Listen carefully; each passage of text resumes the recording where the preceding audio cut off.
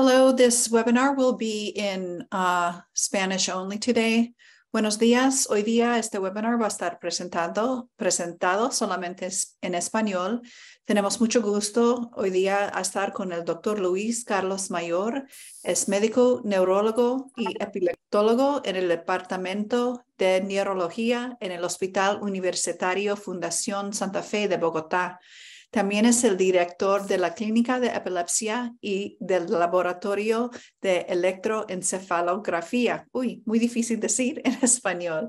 Hola, doctor. Mucho gusto estar con nosotros. Muchísimas gracias. Muchas gracias por la invitación. Si tienen preguntas, no me molesta que las vayan haciendo. Voy a hablar algo de lo que es el uso de medicamentos que usamos en epilepsia, qué tipos de medicamentos tenemos, qué esperamos de los medicamentos, algunos efectos secundarios que pueden ocurrir con el medicamento. Y algo que para mí es bien importante es cuando estén con un médico que los esté atendiendo, sí es importante para uno saber si tomaron anteriormente algún medicamento, qué efectos secundarios tienen, qué medicamentos están tomando diferente a los medicamentos para epilepsia. Y si tienen duda, preguntar siempre y preguntar qué puede uno esperar de un medicamento como efecto secundario o en cuánto tiempo el medicamento puede comenzar a tener efectividad. Algo es agradecerles por su participación en este webinar, que como dijimos va a ser únicamente en español. El próximo lo haremos en inglés. Antes que principios, por favor, ¿puedes presentar tus slides? No lo podemos ver.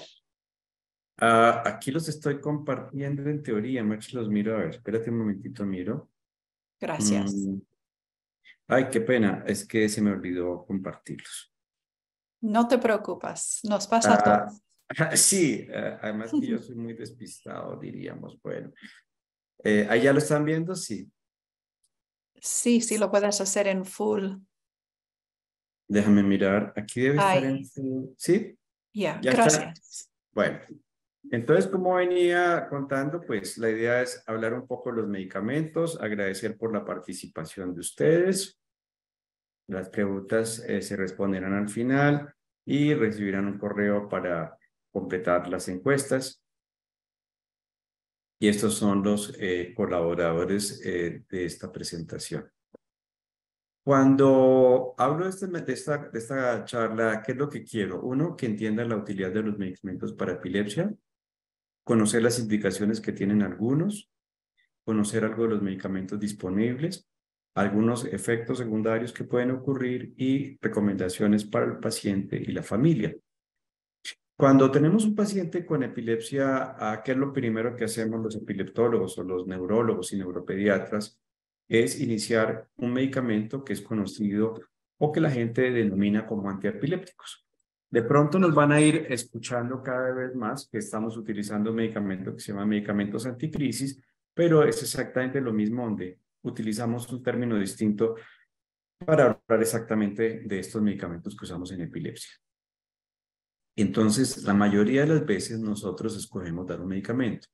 Hay pocas excepciones en donde en algunas epilepsias con niños, eventualmente uno prefiere esperar porque dan 2 o 3 crisis y eventualmente no vuelven a repetir y es probable que uno no dé ningún medicamento. Algo también importante es que las crisis febriles no son epilepsia.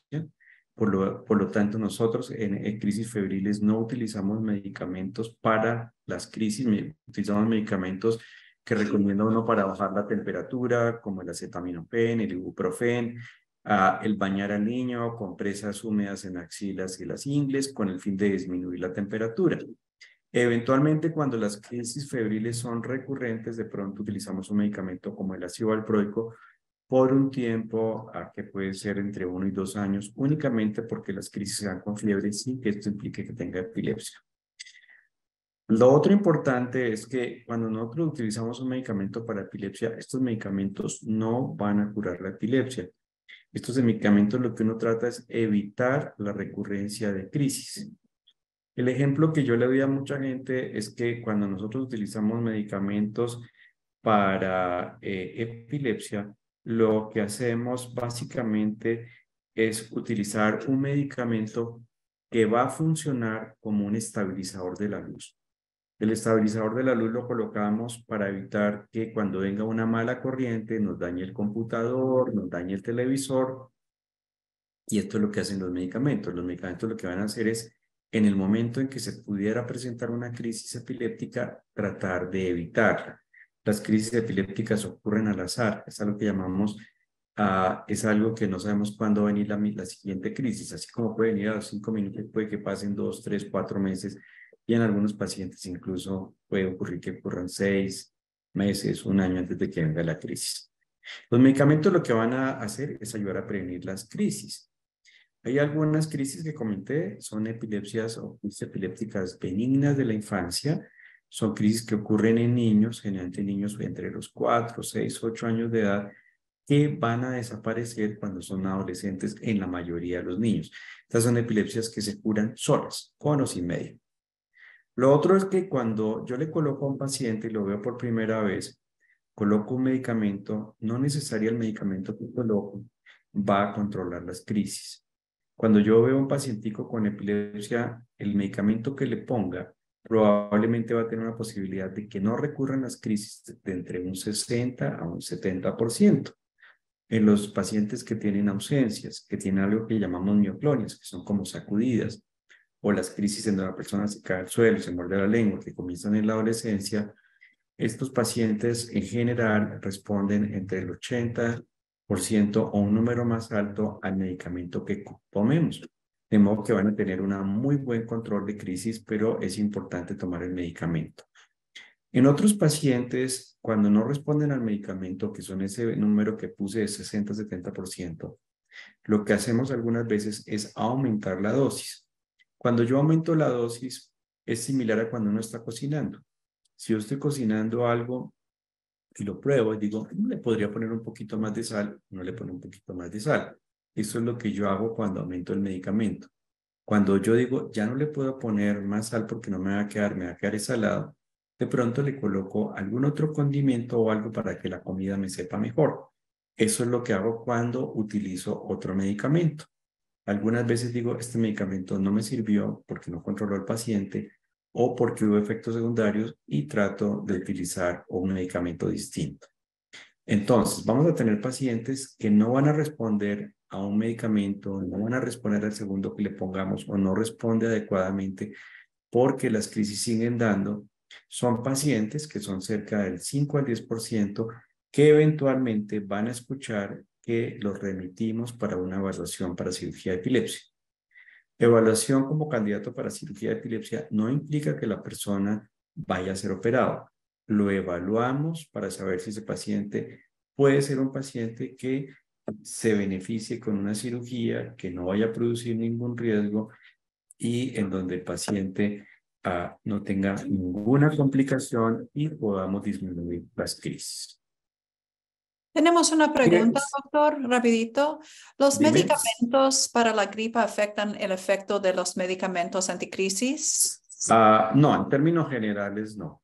En términos generales, cuando la recomendación mía es siempre que vayan a utilizar otro medicamento, esos medicamentos para la gripa se pueden utilizar, un medicamento como el Dolex, que es el acetaminofén, el ibuprofén, se pueden utilizar sin ningún problema. Un medicamento para la diarrea, para el dolor de estómago, para las náuseas. En otras ocasiones, sí es bueno cuando uno le colocan un medicamento que uno desconoce, siempre preguntarle al médico que se lo está formulando, decirle, mire, yo tomo medicamento para epilepsia, tengo o no tengo problema, y hoy en día el internet es lo mejor que uno pueda ver. Entonces uno lo que puede, por ejemplo, le dan a uno amoxicilina, y uno amoxicilina y epilepsia, o contraindicaciones para el uso de amoxicilina.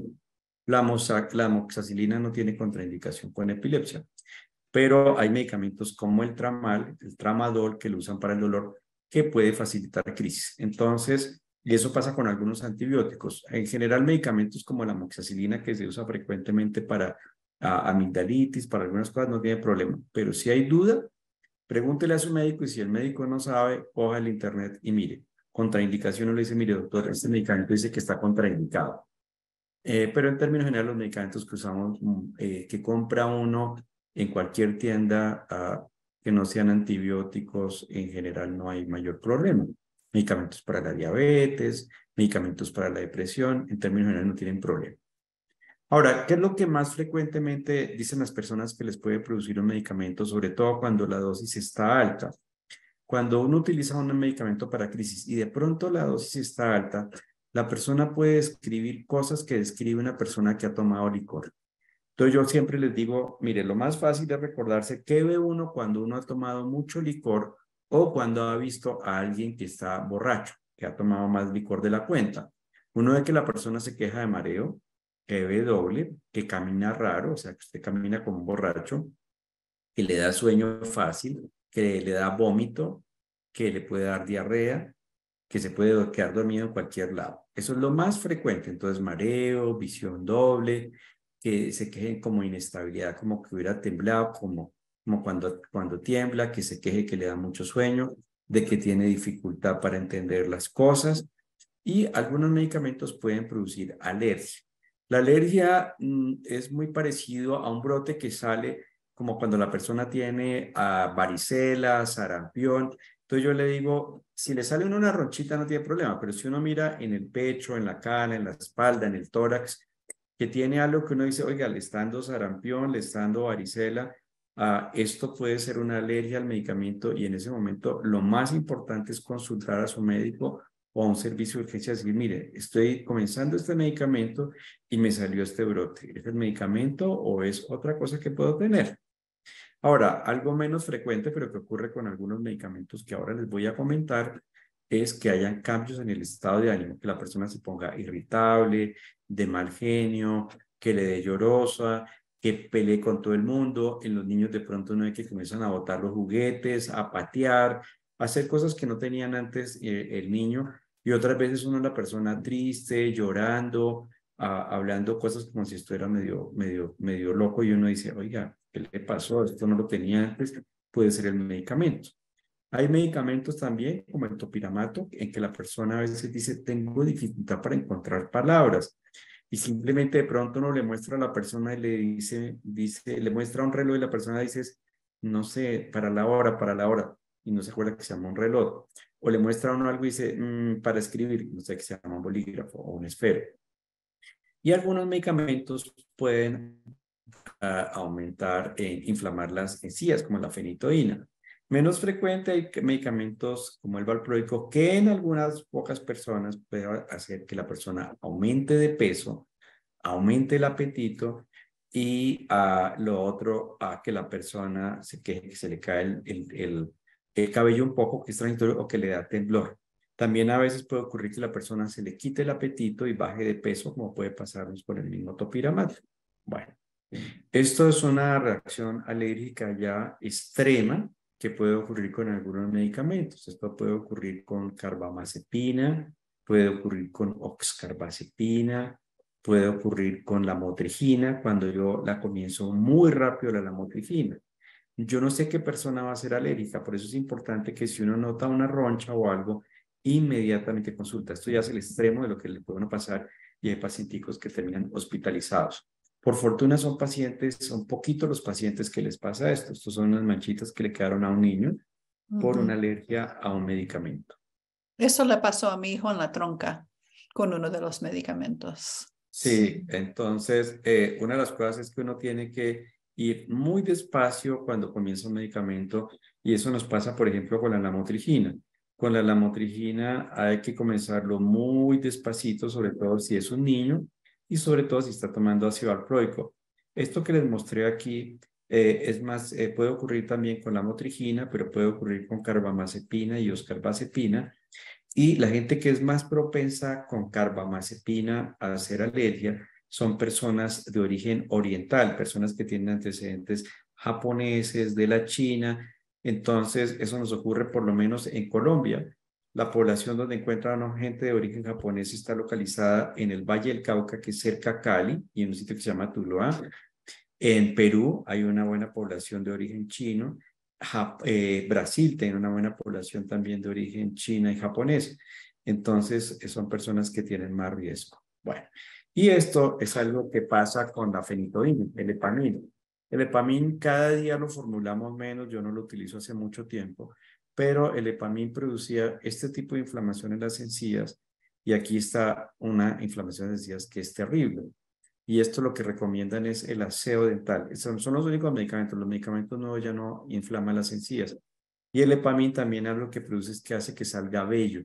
Si uno es hombre, pues no se nota, pero en algunas mujeres obviamente aumentan que notan aumento del vello y es por la medicación.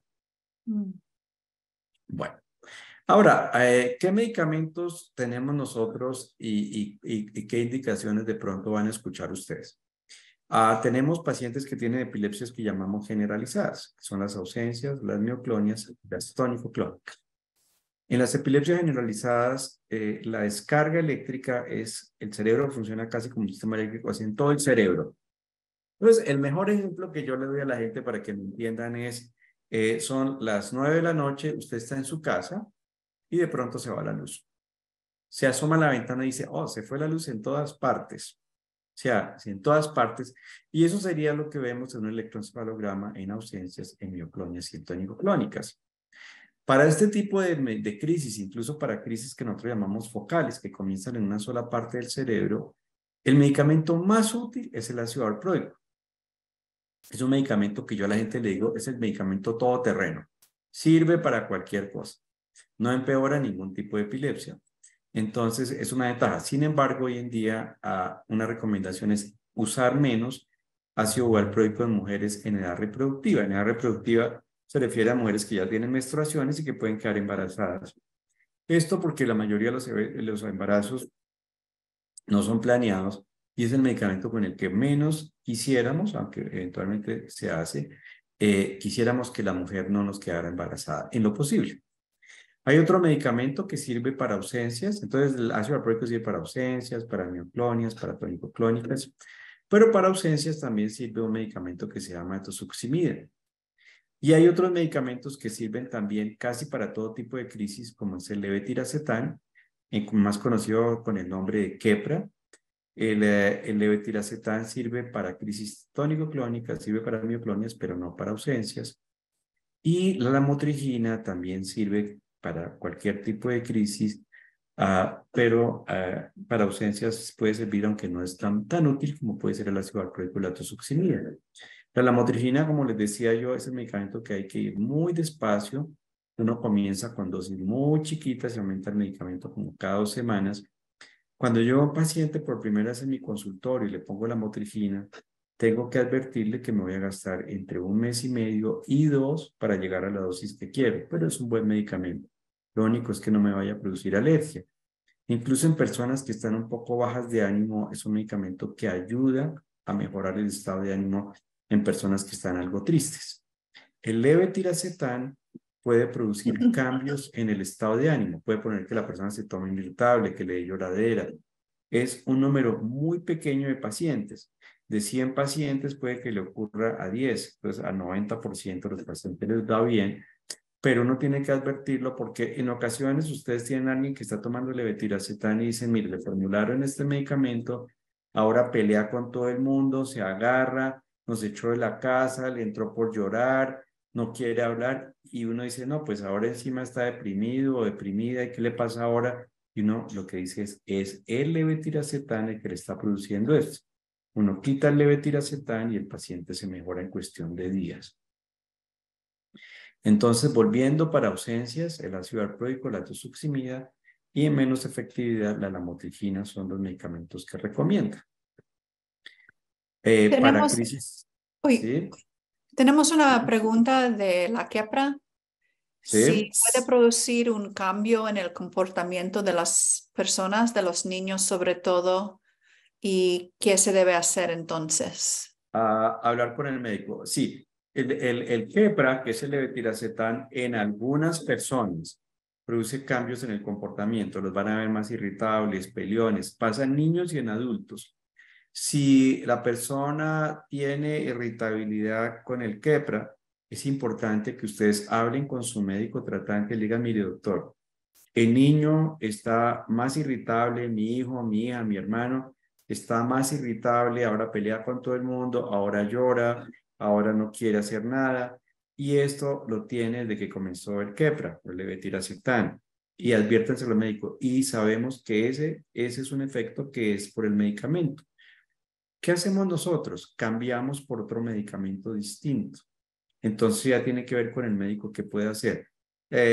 Uno podría cambiar a ácido valproico si es una persona que no se vaya a embarazar, a la motrigina, puede cambiar eventualmente a la cosamida si es una crisis focal, o hay un medicamento parecido al quepra, al levetiracetam, que se llama brivaracetam, el nombre es Briviat. El brivaracetam en algunas personas uno lo cambia rápidamente, es parecido, es como un primo, pero algunos pacientes dejan de ponerse irritables.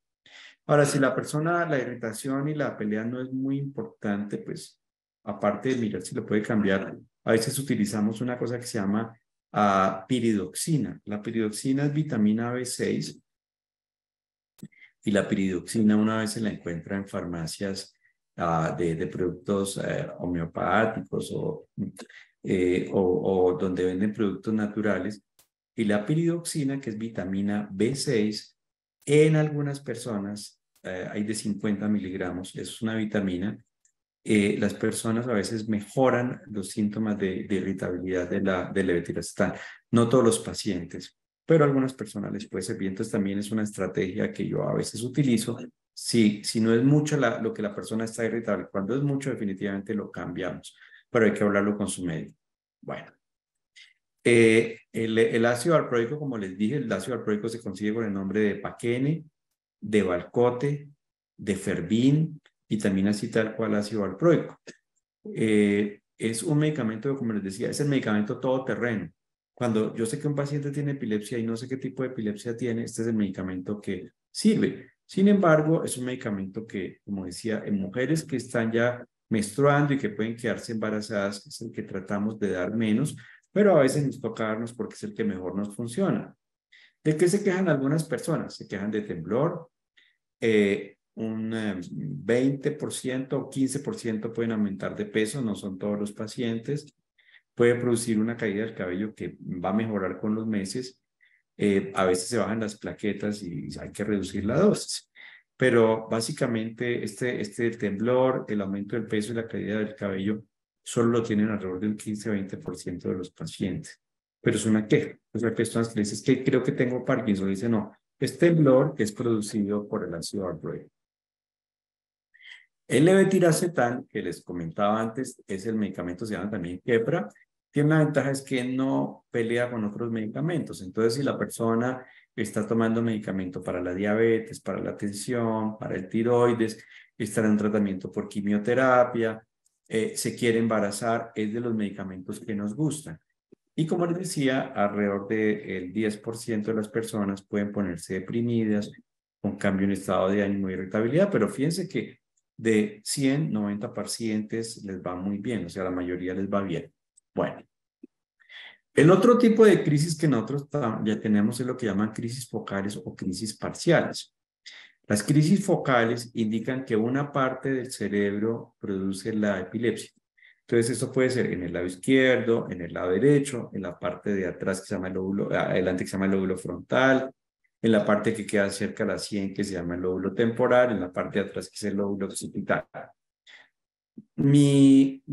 Cuando la gente me pregunta cómo es una crisis focal, la forma en que yo la hago fácil es diciéndoles, miren, ustedes tienen en la cocina el cable de la luz, el cable de la licuadora está un poquito pelado, o sea, se raspó y se alcanza a ver parte del cable, la parte metálica. Entonces, si el mesón de la cocina está mojado y usted conecta la licuadora, le va a hacer corto, se le va la luz en la cocina. Puede que después se le vaya la luz en la sala y puede que después se le vaya la luz en toda la casa. Pero se asoma y usted ve que hay luz en las otras casas. Eso sería una crisis focal. Hay un sitio en el cerebro que comienza la crisis epiléptica, puede quedarse ahí nomás, que es cuando la luz se va solamente en la cocina, puede progresar un poco más, que es cuando se va en la cocina y en la sala, o la persona puede perder el conocimiento después, caerse al suelo, sacudirse, morderse la lengua, orinarse, que es lo que llamamos una crisis tónico-clónica. Entonces comenzó en la cocina por el cable y la luz, lo conecté, se fue la luz ahí y después se va la luz en toda la casa. Para este tipo de crisis, cualquier medicamento podría servir. El único que no recomienda uno es la tosuximida, que es un medicamento que solo sirve para ausencias. Pero muchos van a encontrar que formulan carbamazepina, que formulan oxcarbazepina, la motrigina, la cosamida, el levetiracetam quepra sirve, el topiramato es lo que más usamos. Raramente hoy en día utilizamos la fenitoína, que es el epamina. Hay personas que de pronto todavía la toman, yo no la formulo, pero si a la persona le ha ido bien y no tiene ningún problema con el medicamento, pues lo puede seguir tomando. ¿Qué pueden producir algunos medicamentos? Como les decía yo, la alergia, el que produzca un brote parecido a un sarampión, a una varicela, puede ocurrir más frecuente con carbamazepina, con oxcarbazepina y con amotrigina. En personas mayores, a veces se baja el sodio y pueden empeorar las convulsiones. Nos pasa con la carbamazepina y oxcarbazepina en adultos mayores que además están tomando un diurético, posiblemente por hipertensión. El topiramato, que es lo que más frecuentemente produce, sobre todo al comienzo. Hay personas que se quejan de que les hormiguea la cara, las manos, los pies. A veces es no todo el mundo lo tiene, ¿no? Pero hay pacientes que dicen, no, cuando lo comencé a tomar me producía como hormigueo en la cara, como en las manos, y se me quitó. A veces el hormigueo es muy cansón y hay gente que dice, no, me hormiguea la cara, me hormiguea las manos. Y entonces uno tiene que decir, bueno, utilicemos un medicamento diferente. Lo otro es que puede producir dificultad, como dije antes, de encontrar las palabras. La persona sabe para qué sirve, pero no sabe cómo se llama. Y en niños puede producir problemas de aprendizaje. Entonces la persona está estudiando y dice, es que no entiendo, es que no me entran las cosas. Y uno dice, está tomando topiramato. De pronto le dice, sí. Uno dice, es el topiramato. El topiramato también en algunas personas se les puede hacer perder peso. También otro uso que tiene el topiramato es para dolor de cabeza. Entonces hay médicos que tienen pacientes que son migrañosos, jaquecosos, que les formulan el topiramato. El ácido valproico también sirve para migraña y el ácido valproico también lo utilizan en enfermedad afectiva bipolar, que usted es bipolar, la persona que a veces tienen manía, a veces tienen depresión. De pronto los psiquiatras utilizan también el ácido valproico. Entonces lo usa uno para dolor de cabeza, para epilepsia, para enfermedad bipolar. El fenobarbital, que cada día lo utilizamos menos, pero lo utilizan en recién nacidos o en niños muy pequeños, puede producir que se pongan hiperactivos. Son niños que no los para uno en ningún momento. Y la fenitoína, que es el epamín, puede inflamar las encías y producir aumento del vello, que se llama insultismo. Esto es para la mujer embarazada. Entonces, cada vez que tenemos una mujer en el consultorio, para nosotros muy importante, lo que siempre ustedes nos van a escuchar preguntar, cuándo fue la primera menstruación, si ha tenido no embarazos, cómo son los ciclos y si utiliza algún método de planificación y si planea tener hijos. Hoy en día mucha gente joven le dice a uno, mire, yo no planeo tener hijos, no me interesa, entonces uno dice, bueno, puedo utilizar el ácido valproico, pero en términos generales no nos gusta tanto. ¿Qué nos gusta en mujeres hoy en día que se quieren embarazar o que están en edad reproductiva? Si las crisis son generalizadas, la motrigina o levetiracetam. Sin embargo, podemos tener mujeres en edad reproductiva que además tienen ausencias y tienen crisis que se caen al suelo y se muerden la lengua, llamamos tónico-clónico. En ese caso, el medicamento pues nos toca ácido valproico y lo ponemos, pero tratamos de que sean dosis bajas. Lo otro, en crisis focales, pues podemos utilizar el mismo levetiracetam, la lamotrigina, la carbamazepina o la oxcarbazepina. Ahora, cuando tenemos una mujer que está en edad reproductiva y se quiere embarazar, aparte que esos son los medicamentos que más utilizamos, nos gusta darle ácido fólico, que es una vitamina que va a evitar en cualquier mujer que se quiera embarazar o que quede embarazada, que produzca dificultad o problemas en el labio, que ya lo llaman labio leporino, para dar hendido. Para cualquier mujer, no necesariamente tiene que ser una mujer que esté que tenga epilepsia. Entonces, siempre que una mujer se quiere embarazar, es el medicamento que los médicos recomendamos. Eso básicamente. Lo otro es, siempre hablamos de qué método de planificación están utilizando, porque algunos medicamentos pueden hacerle que pierda efectividad el medicamento y el anticonceptivo. Este problema que tiene la lamotrigina. La lamotrigina, cuando la utilizamos, una de las cosas que recomendamos es que no tomen anticonceptivos ni estos sistemas de planificación inyectados, porque hace perder la efectividad de la lamotrigina y la persona convulsiona. En cambio, si la paciente está con el Keppra, con el levetiracetam, el anticonceptivo no tiene problema. Si la paciente está con ácido valproico, que no nos gusta tanto, tampoco tendría problema.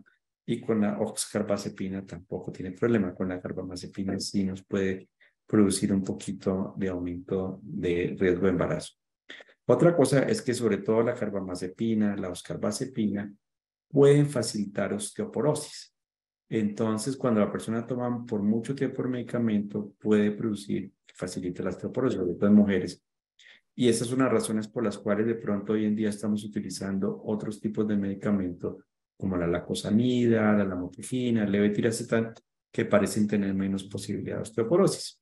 Y si están tomando carbamazepina o oxcarbazepina, hacemos densitometrías óseas y a veces recomendamos tomar vitamina D o calcio. Ahora, hay medicamentos que a veces, como les decía yo, de pronto uno ve que la persona no le va bien con un medicamento, entonces tenemos que utilizar dos medicamentos.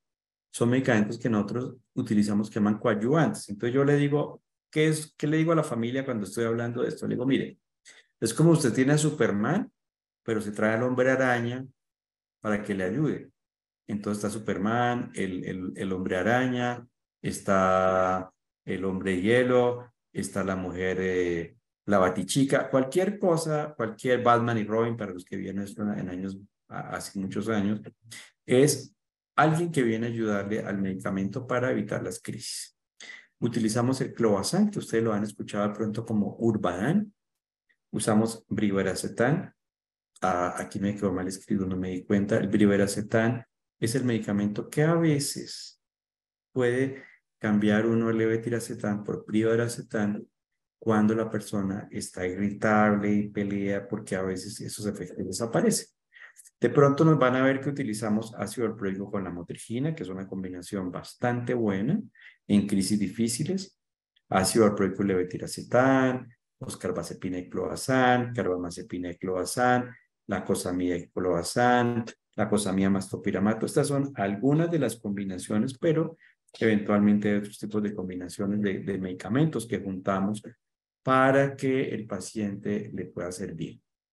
Hay otras cosas que utilizamos, que es el cannabis, el cannabidiol o el CBD, que es un derivado de la marihuana. Entonces hay pacientes que me dicen, bueno, le podemos dar marihuana, realmente no es marihuana, es un derivado de la marihuana que se llama CBD o cannabidiol, que es el que sirve para las crisis epilépticas. La otra parte que se llama tetraidrocannabidiol es el que produce las alucinaciones, el que la persona se sienta como high y que no recomendamos. Por ahora hay dos síndromes en donde el CBD, el cannabidiol, está aceptado, en donde el sistema de salud en Colombia lo da, que es en el síndrome de Lennox-Gastaut y un síndrome que se llama el síndrome de Dravet, que son niños con retraso, con muchas crisis epilépticas y el medicamento puede servir. Seguramente alguien me va a decir, bueno, un paciente con otro tipo de epilepsia focal o que no sea ninguna de estas dos, ¿se puede utilizar el CBD? La respuesta es sí. A veces, aunque no está dentro del plan de salud darlo, el medicamento que se lo aprueben, realmente a veces uno tiene pacientes que no están controlados y mira uno si el paciente es candidato para cirugía de epilepsia o no, pero en esa espera o si el paciente no tiene un control, eventualmente uno podría utilizar el cannabidiol a ver si le sirve. Entonces, si le sirve, pues uno dice, bueno, sí, si no, pues no nos funciona. Algunas mujeres tienen aumento de las crisis durante el periodo menstrual. Dice, mire, yo sé que me dan la menstruación porque comienzo a tener crisis o me dan el primero o el segundo día de la crisis. En ese caso, nosotros utilizamos acetazolamida, que es un diurético, o utilizamos el clobazam. Para Una los que han oído, pregunta. señora. Una pregunta. Pues más bien terminas este slide y después la pregunta. Yo pensé que terminaste aquí. No, haz la pregunta, tranquila. Una familia pregunta que a qué edad recomienda las densiometría en mujeres que tomamos oxcarbazepina. Después de los 40. Después de los Sí. 40. Sí. Y otra pregunta, en epilepsias refractarias al tratamiento, ¿tiene alguna utilidad el uso de 3 o hasta 4 antiepilépticos? Yo No quiero, más de, yo, sí, no más de, idealmente, a ver si pasa. Con epilepsias refractarias, una de las cosas que uno tiene que ver primero es si el paciente es candidato a cirugía de epilepsia. Es la primera pregunta. Utilizar 3 medicamentos o 4 es más frecuente en neuropediatría porque hay casos muy difíciles, pero en términos generales, cuando uno lleva más de 2 medicamentos, casi nunca pasa nada con el tercero y el cuarto no está sirviendo para nada. Entonces sí, ya 4 medicamentos no sirven y esa es la recomendación. Un cuarto medicamento no sirve. Entonces, uno lo que tiene que ver es cuál medicamento sirve y yo algo que siempre le pregunto, sobre todo a las mamás son las que tienen mejor información, es preguntarle cuál es el medicamento que usted nota que más le sirve. Y hay mamás que me dicen, mire, cada vez que le quitamos, voy a decir algo, el ácido valproico tiene crisis o cada vez que le quito el topiramato tiene crisis. Entonces usted dice, bueno, en este caso el ácido valproico o el topiramato es el que me está sirviendo. ¿Cuál nota usted que no le sirve? Y de pronto me dicen, mire, le pusimos clobazam y el clobazam no me sirve. O le pusimos levetiracetam y no veo diferencia. Entonces, en ese caso, tiene que ser con su médico. Yo lo que hago es retirar el medicamento que no me sirve y dejar el que la mamá me dice que sirve. Ahora, si coloco un tercer medicamento, trato de ver cuál puedo retirar. Ya más de 3 medicamentos realmente hay una razón en que uno debería quitar algunos medicamentos porque no están sirviendo. Cuando no me sirve ningún medicamento, una de las cosas que yo tengo que mirar es si el paciente es candidato a cirugía, si el paciente es candidato para CBD, para cannabidiol, o si me va a servir una dieta. Entonces ustedes ven que lo último que yo tengo aquí es anotado un tipo de dieta. En los niños se utiliza más la dieta cetogénica. Yo utilizo mucho la dieta Atkins modificada para epilepsia y la utilizo sobre todo en adultos y en adolescentes. Y a veces la dieta puede servir y mejora a algunos pacientes. Entonces, una posibilidad en esos casos difíciles es, si la dieta es una opción y a veces la gente me dice, mire, no me sirvió, pues no sirvió, o si no, miramos el cannabidiol. Ahora, en esos tipos de epilepsia refractaria, cuando la persona eventualmente no le está sirviendo nada, uno puede mirar opciones de si el paciente es candidato para cirugía de epilepsia, que uno puede decir, bueno, yo puedo hacer una cirugía sin ningún problema. En niños, por ejemplo, que tienen síndrome de Lennox-Gastaut, que son niños que tienen caídas, que se caen muy frecuentemente y se golpean la cabecita, o uno ve que se ponen como tiesos y se caen, son niños con retardo, sirve la callosotomía, que es un tipo de cirugía en donde la callosotomía es el cerebro tiene el lado izquierdo y el lado derecho, que hay algo que se llama el cuerpo calloso, que es como lo que los uniera. Entonces uno lo que hace es separar eso, cortarlo con un bisturí y eso puede mejorar. Existe también el estimulador de nervio vago. Cuando el paciente no es candidato para cirugía, uno dice, le puedo colocar un estimulador de nervio vago que puede disminuir las crisis. Ahora también hay otro equipo que se coloca en Colombia que se llama el estimulador cerebral profundo, que se coloca en un sitio que se llama el tálamo y también mejora algunos tipos de crisis. Pero en estos casos de que los medicamentos no sirven, pues uno puede pensar en las dietas y el CBD. Y hay algunos niños en donde utilizamos un medicamento que se llama vigabatrin. El vigabatrin en este momento no se está consiguiendo en Colombia, pero se utiliza en síndrome de West y en síndrome de Lennox-Gastaut y en algo que se llama la esclerosis tuberosa. Bueno, para ya casi para terminar, ¿qué son las recomendaciones que uno tiene? Uno, siga las recomendaciones de su médico y si usted no entiende, pregunte nuevamente. No importa, no se puede poner bravo, pero usted es el paciente y es su hijo o su familiar. Pregunte, bueno, doctor, ¿cómo es que tengo que tomar mi medicamento? Ojalá se lo hayan escrito. ¿Qué puedo esperar del medicamento? Pregunte, si usted no tiene dudas, pregunte, bueno, ¿se lo tengo que dar en la mañana, en la noche? ¿Qué efectos secundarios puedo esperar del medicamento? Porque a veces uno no le advierte a la persona, le puede dar alergia. Algo que yo también digo a los pacientes es no maneje carro ni actividades de riesgo. Ahora, lo otro es no suspenda la medicación sin orden médica. ¿Qué pasa? Muchos de estos medicamentos son para tomar por varios años. La mayoría de los niños, lo mínimo son 2 años, Pero yo tengo pacientes que toman medicamento en donde les digo, mire, el medicamento no es por menos de 4 o 5 años, pero no necesariamente son 5 años. Porque a veces me llaman y dicen, ya llevamos 5 años, le quiero quitar medicamento. No, no, espérate. Hay pacientes que van a necesitar medicamento todo el resto de la vida. No son todos, pero sí es importante saber hasta cuándo. ¿Y qué me pasa a veces? A veces tengo sobre todo gente joven que viene a mi consulta y me dice, ¿sabe qué? Vienen con los papás. Volvió a tener una convulsión después de 4 años. Venía bien, va a la universidad, está manejando bicicleta. A veces le prestamos el carro, pero lo volvieron un ataque. La mayoría de las veces, de 10 pacientes que llegan con esa historia de que después de varios años le volvieron una convulsión, de 10, 9 no se están tomando el medicamento. Cuando yo comienzo a preguntar, de pronto me dicen, no, es que a veces se me olvida, es que yo pensé que ya iba bien, entonces dejé de tomármelo. Entonces, una de las cosas es mirar si se lo dejó de tomar o se le olvidó o disminuyó la dosis. A veces le dicen, no, yo tomo 2 tabletas, pero entonces ahora me venía tomando una porque yo ya venía bien y yo ya llevaba un tiempo así y tal, le da una convulsión. Entonces, siempre miren, hay pacientes que yo les digo, porque me dicen, no, yo me tomo la medicación todos los días, pero vienen con la mamá y el papá al lado. Entonces, uno como le puede contar a uno que de verdad no lo está tomando.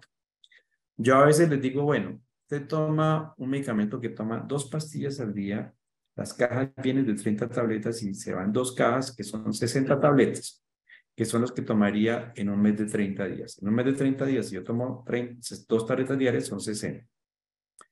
Le pregunto, bueno, usted se está tomando las 60 tabletas y de pronto comienzan, bueno, 50, 55.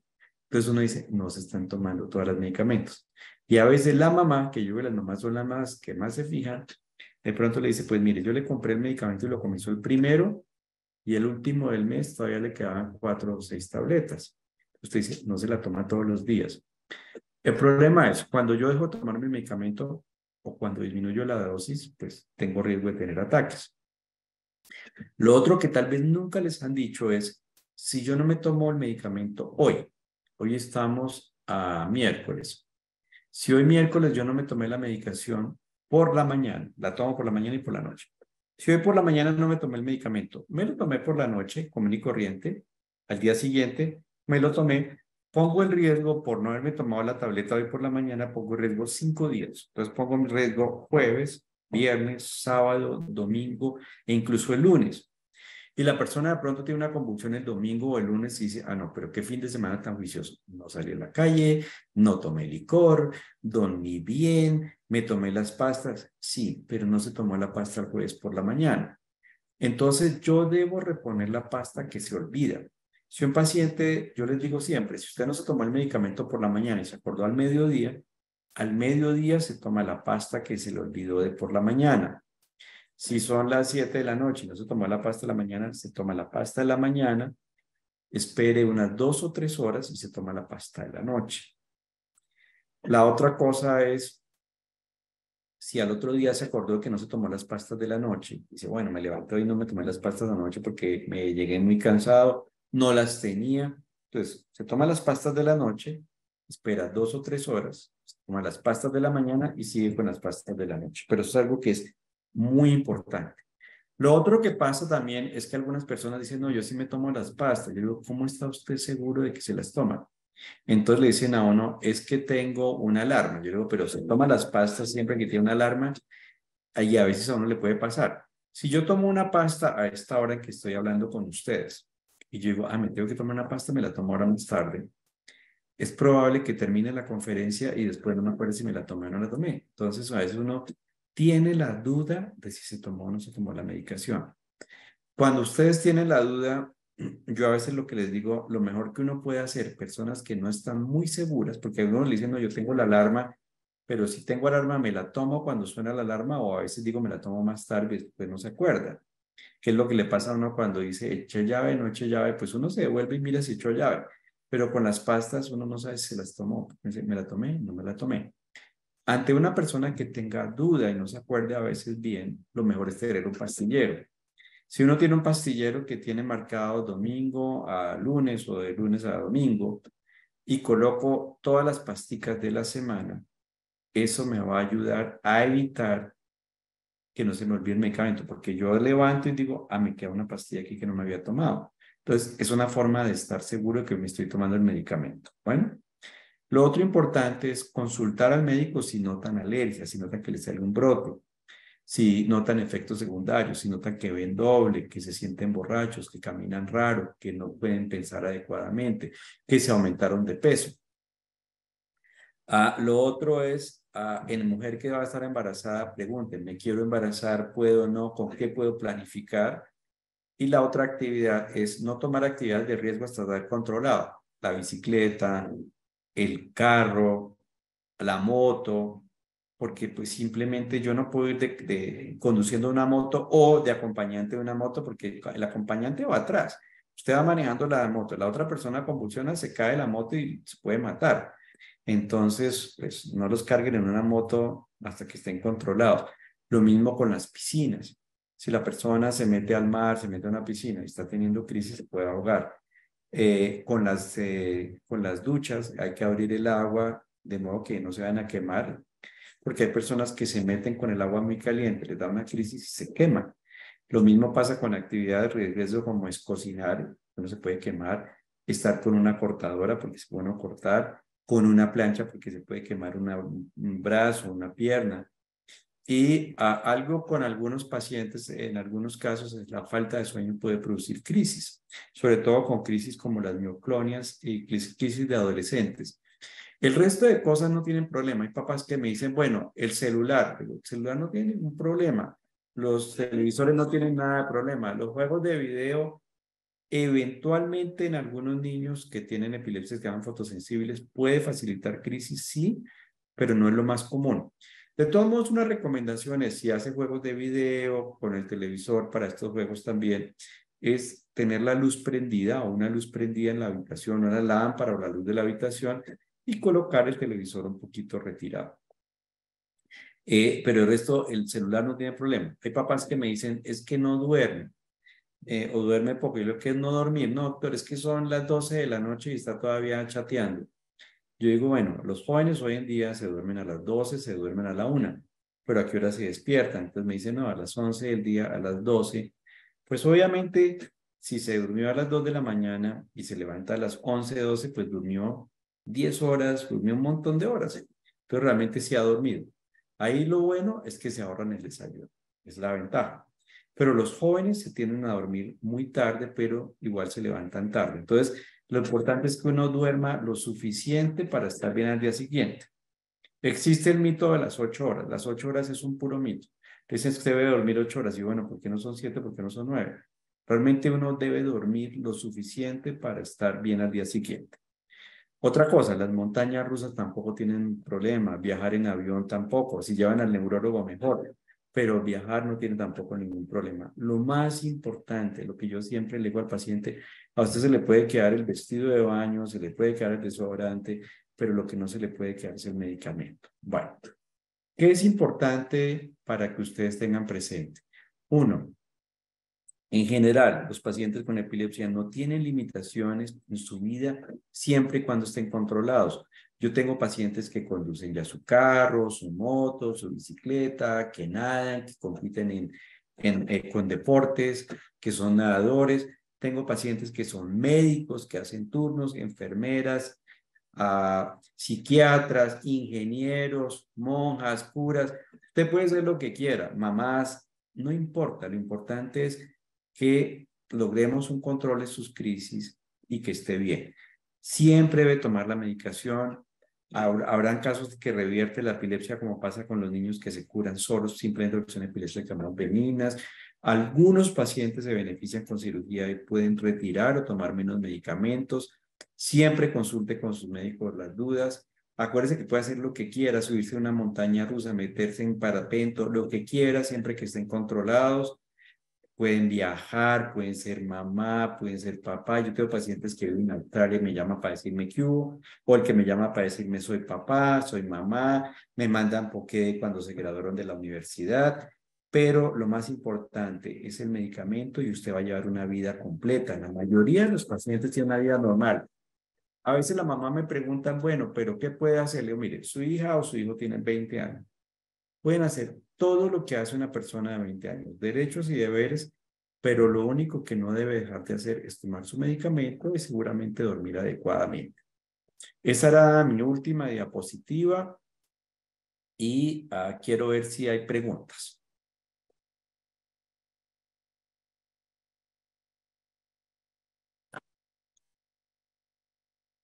Estaba en mute.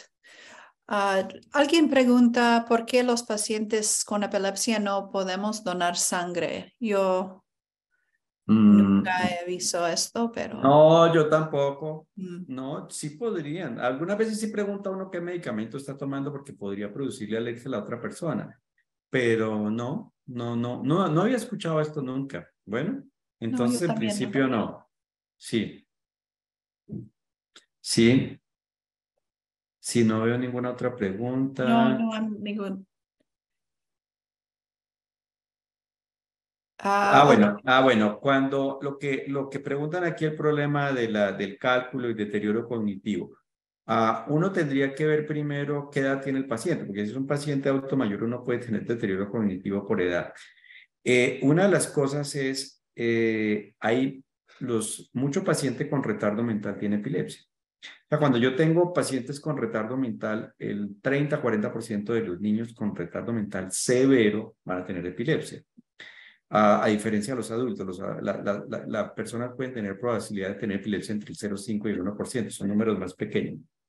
Lo otro es que algunos tipos de epilepsia, como la epilepsia del lóbulo temporal, que cursa con esclerosis mesial temporal, puede afectar la memoria, sí.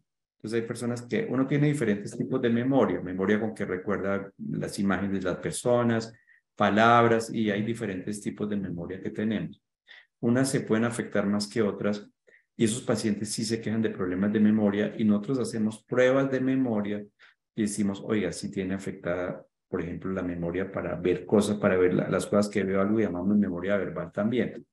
En esos casos, cuando los pacientes se operan, por ejemplo, si es el lóbulo temporal, a pesar de que tienen ese problema de memoria que no se va a mejorar después, lo que sí pasa es que cuando la persona deja de tener crisis epilépticas, deja de tomar menos medicamentos, mejoran el rendimiento académico y mejora la memoria en alguna forma, porque uno comienza a buscar estrategias de cuál es la memoria que mejor me funciona, que es similar con cuando estudiamos. Cuando estudiamos hay personas que estudian solas, hay personas que necesitan estudiar en grupos, hay personas que subrayan, hay personas que tienen que escribir, hay personas que estudian de noche, hay otros que prefieren madrugar a estudiar, hay unos que estudian con ruido, el que no le gusta el ruido. Con la memoria nos va a pasar lo mismo, es aprovechar que tiene uno bueno para eso mismo explotarlo y que eso nos ayude también a mejorar. Lo otro es que hay medicamentos que sí pueden producir problemas cognitivos, que es, por ejemplo, lo que nos ocurre con el topiramato en algunas personas. Entonces, si el problema es por el medicamento como el topiramato, cuando retiramos el topiramato o lo disminuimos, ese problema cognitivo mejora. Y ahora, es más raro, hay unas epilepsias que afortunadamente son muy raras, que producen deterioro cognitivo progresivo. Sí, hay unas epilepsias que se llaman epilepsias mioclónicas progresivas, que yo diría que en Colombia, por fortuna, es raro. Yo no veo hace años un paciente con estas epilepsias que se llaman epilepsias mioclónicas progresivas porque son generalmente niños o adolescentes que comienzan a problemas de memoria, a caminar mal, a caerse, a perder la memoria, pero por fortuna son raros. Entonces casi siempre es el medicamento o es un déficit que tiene uno por una epilepsia que está afectando el lóbulo temporal. Creo que esas son todas las preguntas que tenemos. Bueno, Sí. entonces, muchas gracias a todos y de verdad que ha sido un agrado estar con ustedes. Consulten siempre a su médico, sigan las indicaciones y lo que les decía, no suspendan el medicamento y la mayoría de la gente va a poder llevar una vida completamente normal. Muchísimas Bueno, gracias. gracias a todos. Bueno, Gracias. que estén muy bien. Bueno, adiós. Muchísimas gracias.